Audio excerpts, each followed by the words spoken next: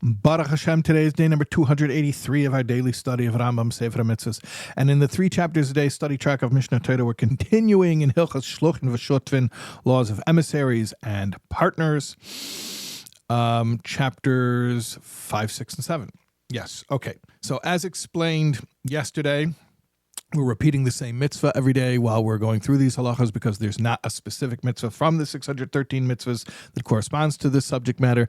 And this mitzvah is a repeat, not only that we've been doing during these halachas, but we've had this mitzvah before, and that is positive commandment 245, the mitzvah to follow the Torah's laws about how to transfer ownership when buying and selling. And as we've explained before, although the specific context of the verse is buying and selling, the mechanisms that are used for transferring ownership also apply to other ways where ownership is conveyed from one person to another. And we've spoken about this at length in many other classes, so I will not repeat that.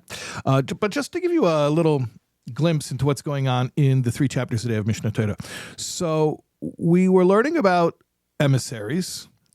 And then yesterday, in the last chapter of yesterday's 3 chapters, in chapter 4, we introduced the concept of partnership. So I want to share with you something from today, from chapter 5, Halacha Ches, law number 8. But in order to appreciate it, I have to give you a little background.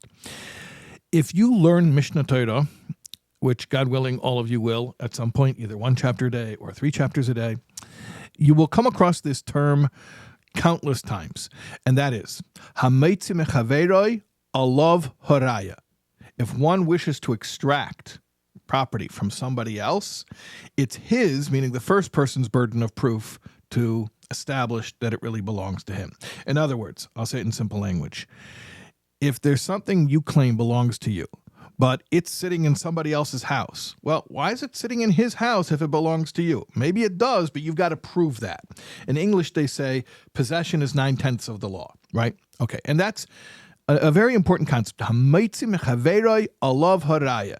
If you want to take something that's sitting in somebody else's domain and claim that it's yours, fine, you're entitled to make that claim, but you have to prove that it is so. Okay, so we learned today regarding partners. Let's say they own some property in partnership, and it's known that this, let's say it's a bunch of merchandise. They went into business together. I don't know, they're selling wine. There's a barrel of wine, and let's say it's known that this is part of their business. So these are assets that are owned in partnership.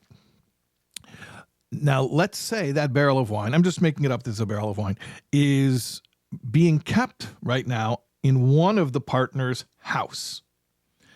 Can that partner get up and say, you know what? It belongs to me.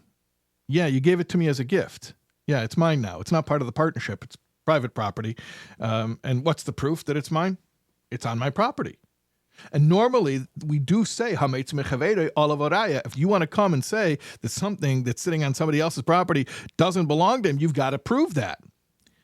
Here's an exception. Because they owned this merchandise in partnership, we do not apply what we normally do, the rule of hameitzi mechaveroi alav haraya. We do not say that the other guy has to prove that the barrel of wine really isn't the private property of the guy whose house that it's at. And that is the power of partnership, that it overrides this rule that normally is applied in so many cases. An interesting insight. Okay, we'll see you for more tomorrow, God willing.